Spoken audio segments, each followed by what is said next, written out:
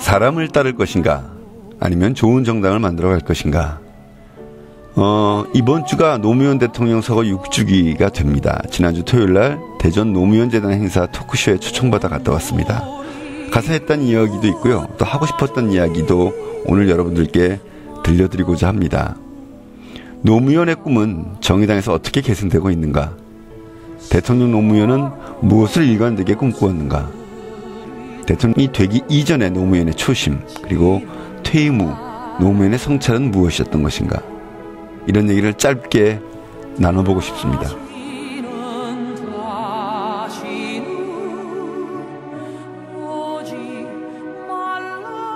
우리 당이 출발할 때 노무현과 전태일의 만남이다 라는 평가가 있었습니다. 그런 의미는 아직도 살아있는 것 같습니다. 노무현 전 대통령에 대한 당원들 사이의 평가도 다양할 것이고요. 또 그것은 당연하고 또 자연스러운 일입니다. 우리는 노무현 대통령이 원칙과 상식을 세우고 일관되게 서민의 편에 서려고 노력했고 남북평화를 진작시키는 데 기여해왔으며 지역주의 극복과 정치개혁에 매진해왔다는 것을 인정합니다. 그러나 비정규직에 대한 대책이 충분하지 못해서 기대의 성과를 내지 못하였고 한미 FTA를 맺은 것에 대해서는 비판적인 의견이 많습니다. 이런 이유로 신자유주의에 투항했다는 평가가 충분히 제기될 수 있다고 저는 봅니다. 그러나 IMF 이후 우리 사회에 거세게 몰아쳐온 신자유주의의 열풍에 때로는 맞서서 저항하고 때로는 타협하기도 했고 어떤 부분은 받아들일 수밖에 없었다는 것이 좀 더 정확한 표현일 것입니다. 당연히 그 과정에서 한계도 있었고 오류도 있었습니다. 우리 당은 노무현이 멈춰섰던 그 부분에서 출발하자 그 한계와 오류를 실천적으로 극복하자는 의지를 가진 정당입니다. 노동자 출신 국회의원 20명만 국회에 보내주면 대한민국 정치를 확 바꿔보겠다는, 그래서 정치를 시작한 이유가 노동자를 대변하기 위해서였다는 노무현의 초심, 그리고 한미 FTA에 잘못된 대목이 있으면 재협상해야 한다. 복지재정을 나름대로 대폭 확충하려 했으나 좀 더 과감하지 못했던 것을 후회하는 퇴임 후의 노무현의 성찰을 기억해야 할 것입니다. 또 하나 대전 가서 한 이야기인데요. 노무현이 스스로 인정하고 다른 사람들도 마찬가지입니다만 가장 실패한 시도는 대연정이었습니다. 그 무모한 시도는 바로 정치개혁을 위한 것이었습니다. 하나는 여소야대에서 대화와 타협의 정치를 시도하자는 것이었고 또 하나는 선거제도를 바꾸자는 것이었습니다. 권력을 통째로 주고라도 선거제도를 바꾸고 싶다는 것이 그 열망이었습니다. 노무현 대통령이 탄핵을 당한 것도 지역주의를 극복하고자 했던 열린우리당이 총선에서 좋은 성과를 내기를 기대한다는 발언이 문제가 되었었습니다. 정치개혁과 좋은 정당에 대한 꿈을 한순간도 놓치지 않았던 것입니다. 노무현을 정치적으로 올바르게 계승하는 것은 노무현의 초심, 노무현의 퇴임 이후의 성찰을 실천으로 이어가는 것일 것입니다. 또 대통령 재임 시 정치개혁과 좋은 정당을 위한 노력을 이어가는 것일 것입니다. 노무현을 잇는다는 것은 노무현과 가까웠던 사람을 따르는 것이 아니라 좋은 정당을 만들어가는 것입니다. 대통령 노무현의 한계와 오류의 중대한 원인 중에 하나가 좋은 정당이 뒷받침해주지 못했다는 것입니다. 정의당은 아직 성공하지 못했지만 그 길을 가고 있습니다. 저는 감히 정의당이 노무현의 뜻을 가장 바르게 잇고 있다고 생각합니다. 새정치연합 내의 혁신의 시도를 폄하해서는 안 되겠지만 10년이 넘도록 성공하지 못했고 앞으로의 전망도 그렇게 낙관적이지 않습니다. 노무현의 뜻을, 노무현의 꿈을, 그런 노무현의 한계와 오류를 뛰어넘는 노무현을 가장 바르고 현명하게 계승하는 정의당이 되도록 함께 노력해 나가시기를 부탁드립니다.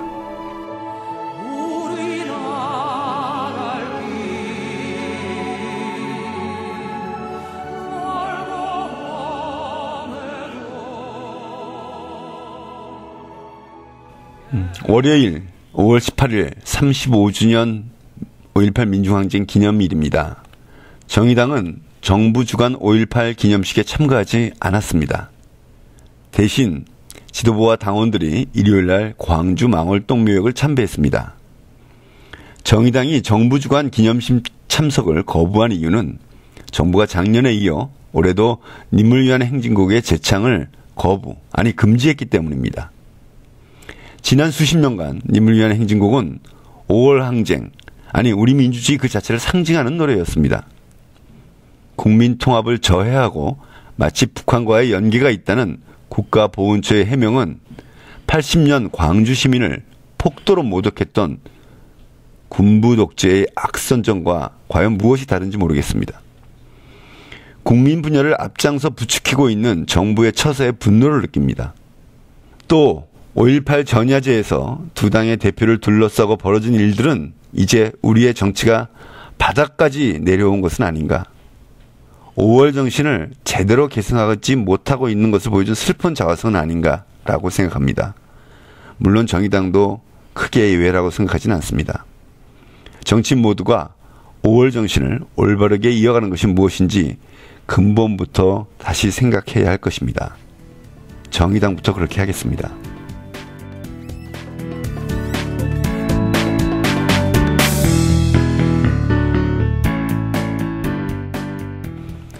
참여연대 안진걸 협동사무처장이 지난주 2008년 광우병 촛불 시위 주최를 이유로 징역 10월에 집행유예를 선고받았습니다. 무리한 법 적용이고 집회와 시위의 자유를 위협하는 우려스러운 판결입니다. 세세한 내용을 잘 모르시는 분들도 있을지 모르겠습니다만 참가자의 규모를 볼 때 주최 측이 사전 신고를 했어야 한다는 법원의 판단은 당시 일모로 집회 금지라는 위헌 조항이 법률에 남아있던 상황에서 볼 때 가능하지 않은 논리입니다. 또 당시 주최 측이 평화로운 집회 진행을 위해 노력했다는 것은 객관적으로 다 증명된 것입니다. 그리고 광우병 문제, 검역주권과 국민 건강을 지켜야 한다는 국민 모두가 공감했던 그 집회의 공익성 또한 부정할 수 없습니다. 그 뒤에 야간 집회 금지 조항에 대한 헌재의 헌법 불합치 결정 등 지난 과정이 충분히 고려되어야만 합니다. 사실 우리 당의 박원석 의원도 똑같은 이유로 재판이 진행될 가능성이 큽니다. 여러분들 모두 관심 가져주십시오. 상급심에서는 보다 합리적인 판결이 이루어져야 할 것입니다.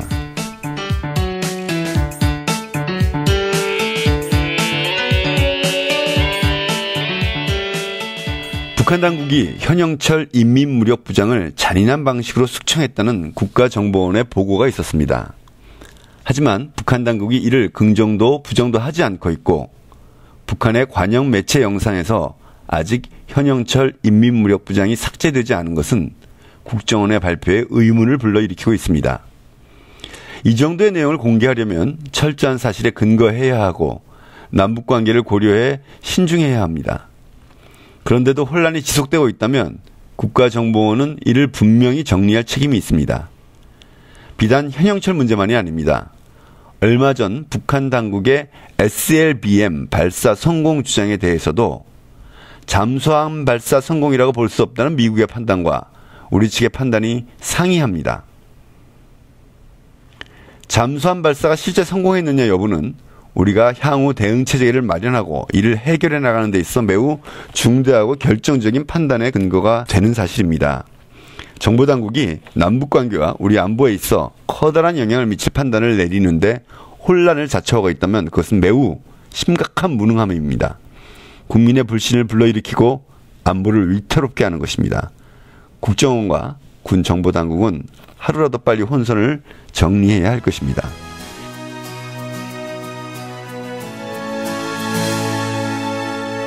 케리 미 국무장관이 일요일날 방한했고요. 월요일 반기문 유엔 총장이 한국을 방문하고 곧이어 한일 간 양자회담도 예정되어 있습니다. 동북아시아와 남북관계에 매우 중요한 시기가 될 것입니다. 우리 정부는 동북아에서 대중국 견제를 위해 일본 아베 정권의 전쟁 국가화를 조장하고 있는 미국 측에 분명한 반대의 입장을 전달해야 할 것입니다. 더불어 이번 기회에 이미 실패했다는 것이 판명이 난 과거사와 안보 및 경제를 분리 대응하는 대일 투트랙 전력을 전환하고 일본 측의 이를 단호하게 표명해야 할 것입니다. 이 시기를 놓치면 광복 70년인 올해를 헛되이 보낼 수 있습니다. 정부가 자주적이고 현명한 외교 전략을 펼쳐나갈 것을 제3 촉구하는 바입니다.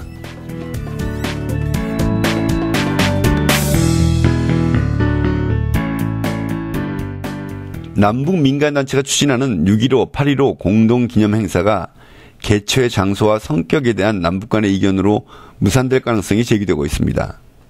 김대중 평화센터가 이달 말을 목표로 추진하는 2호 여사의 방북도 북한 측이 센터 측의 사전 접촉 요청에 응하지 않아 성사가 불투명한 상황입니다. 냉각된 남북관계가 해빙기를 맞을 모처럼의 기회가 사라질까 우려됩니다.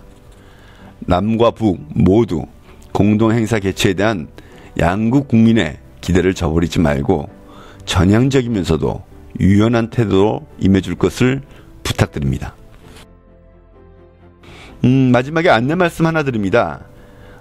지난 3월 22일 3차 당대회에서 우리 당이 함께 행복한 정의로운 복지국가로 향하여 라는 이름의 새 강령을 제정했던 것을 다들 기억하고 계실 겁니다. 이번에 이 강령을 당원들과 시민들이 더 쉽고 또 더 재미있게 보실 수 있도록 만화와 사파로 보는 모바일 강령 해설집을 만들었습니다. 사실 우리나라 다른 정당들은 정당의 핵심 문서를 할 수 있는 강령 자체를 당원들과 공유하려는 노력 자체를 하지 않습니다. 사실 기존 양대 정당에게는 강령 자체가 중요하지도 않기도 합니다. 반면에 정의당은 우리의 강령을 더 널리 알 수 있도록 만화로 보는 강령이라는 아마도 대한민국 정당 최초의 시도를 이번에 했습니다. 만화는 특히 부산시당의 이창우 시당위원장님, 경기 하남의 권동욱 당원님께서 수고해 주셨습니다. 지난주에 SNS와 당 홈페이지 게시판을 통해서 이미 공개했는데요. 반응이 나쁘지 않네요. 정의당에 대해 궁금해하시는 주변 분들께 링크를 걸어 알려주시면 꽤 좋은 안내가 될 것 같습니다. 모바일만이 아니라 책자로도 만들어서 전국 시도당에 모두 나눠드리려고 합니다. 이것도 잘 활용해 주십시오. 당원 여러분 모두가 정의당의 홍보대사가 되어주시길 부탁드립니다. 혹시 아직 강령을 안 읽어본 분이 계시다면 이번 기회에 꼭 조금은 시간을 내서 처음부터 끝까지 읽어주시길 바랍니다. 30분 남짓 그렇게 걸릴 것 같습니다. 다음 주에 또 뵙겠습니다.